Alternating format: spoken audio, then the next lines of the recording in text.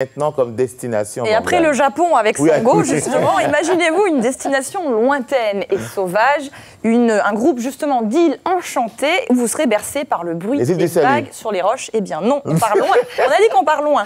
Et où la diversité animale y est justement invraisemblable. D'ailleurs, certains de ces animaux n'ont jamais vu d'homme de leur vie et n'hésitent pas à s'approcher curieusement. D'être humain. Je ne sais pas. En tout cas, ce petit coin de paradis se trouve aux îles Galapagos, appelé aussi archipel de Colón en Amérique du Sud, plus précisément dans l'océan Pacifique au large des côtes de l'Équateur.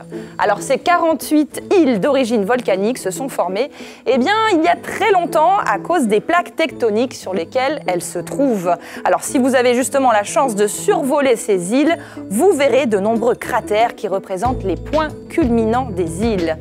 Mais toutes ces îles ne sont que la partie visible de l'iceberg. Et oui, sous l'eau, il y a un véritable archipel sous-marin qui s'étend sur des milliers de kilomètres et qui abrite une faune sous-marine des plus diverses et rares. Outre l'iguane marin, on trouve plus de 300 espèces de poissons, dont des requins des Galapagos, des otaries et même des baleines à bosse. Et parmi tous ces animaux, certaines espèces ne peuvent se rencontrer que sur ces îles. Ça s'appelle une espèce endémique. Elles se sont adaptées aux conditions particulières de chaque île. Côté terre, un certain Charles Darwin avait visité ces îles en 1835 et il était complètement émerveillé par cette biodiversité exceptionnelle.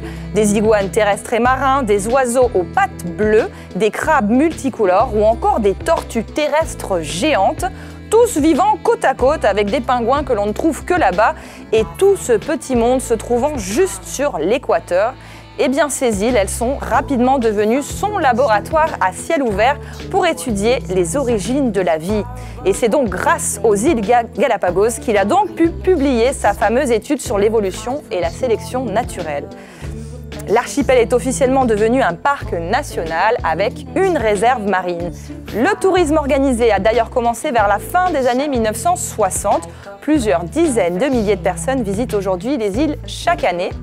Donc c'est possible et c'est rapidement devenu une source de prospérité pour les populations d'Équateur et de nombreux guides locaux vont vous transmettre leur savoir tout en faisant attention à ne pas trop déranger la faune qui se montrera très curieuse. Vous allez le voir sur ces images, on a vraiment des animaux qui n'ont pas peur, voilà. On peut vraiment s'approcher de très près.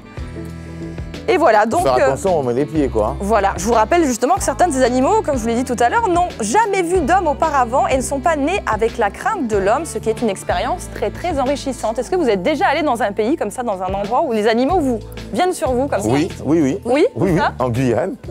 Oui, en Guyane, en Guyane, aux îles du Salut, les agoutis viennent vers vous. Et... Non mais oui, c'est vrai. Non mais c'est vrai. Mais oui, les poules. Mais voilà. Vous parlez